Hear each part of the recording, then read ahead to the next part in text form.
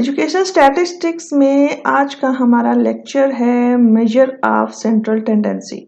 Major of central tendency में हम सबसे पहले देखते हैं कि सेंट्रल टेंडेंसी क्या है। इसमें भी सबसे पहले सेंट्रल की बात करते हैं।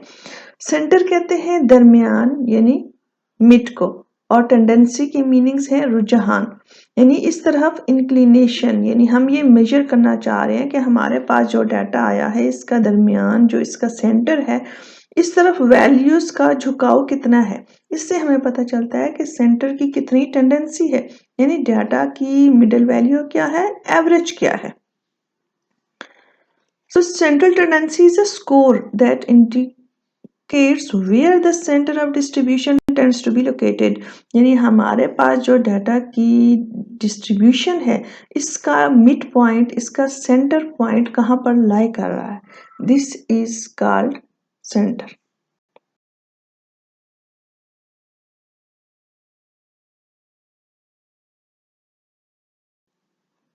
अब मेजर ऑफ सेंट्रल टेंडेंसी की बात करते हैं। A measure of central tendency is a single value that attempts to describe a set of data. एक ऐसी वैल्यू है जो एक सिंगल वैल्यू है जो पूरे डाटा को रिप्रेजेंट करती है।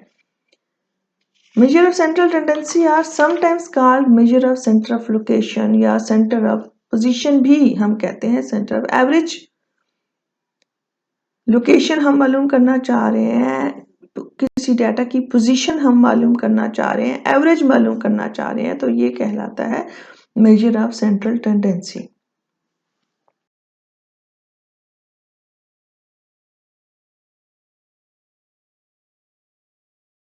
नेक्स्ट है why we use measure of central tendency. अब यहाँ पर फोकस किस पे है, वाई को। हम सेंट्रल टेंडेंसी को यूज क्यों करते हैं। कोई भी चीज हो, कोई भी काम आप स्टार्ट करते हैं तो सबसे पहले हम देखते हैं कि वो कितना इम्पोर्टेंट है, उसका फायदा क्या होगा, उसके बाद ही हम उसको स्टार्ट करते हैं तो अच्छे तरीके से स्टार्ट कर सकते हैं।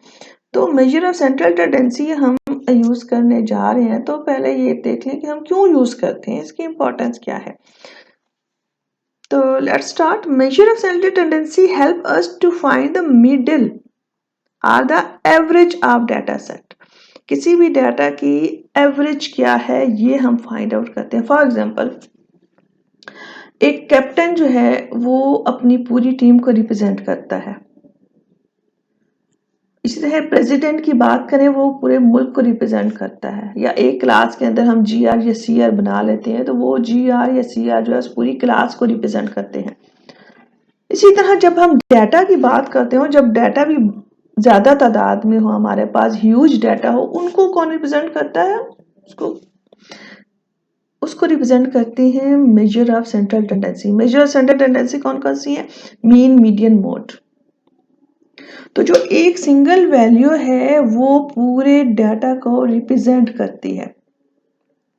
सपोज एक कंपनी की 5 या 10 ब्रांचेस हैं, अगर इसके पूरे डाटा को देखें तो हर जगह प्रॉफिट ही नजर आ रहा है हमें, सिर्फ एक कंपनी लॉस में जा रही है, इसमें हमें इन्वेस्ट करना है या इन्वेस्ट करना चाह रहे हैं। लेकिन जब इस कंपनी का ओवरऑल स्टैटिस्टिक्स निकाला, एक सिंगल वैल्यू निकाली जो कि सेंटर वैल्यू है, तो हमें पता चला कि हम गलती पर थे।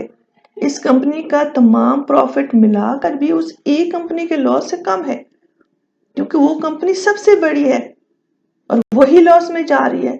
तो ये इंफॉर्मेशन हमें कैसे मिली, मेजर ऑफ सेंट्रल टेंडेंसी से। Thank you so much. आज का बस यहीं तक। होप कि आपको जो है इसकी समझ आ गई होगी। अगर इसके हवाले से कोई क्वेश्चन हो तो आप जरूर पूछिएगा। अल्लाह निगहबान। आज के टॉपिक के हवाले से कोई क्वेश्चन हो, कोई चीज समझ ना आई हो, कोई पॉइंट मिसिंग हो गया हो तो नीचे कमेंट बॉक्स में जरूर मेंशन करें। अल्लाह ताला से दुआ है कि जहां रहें हमेशा खुश रहें।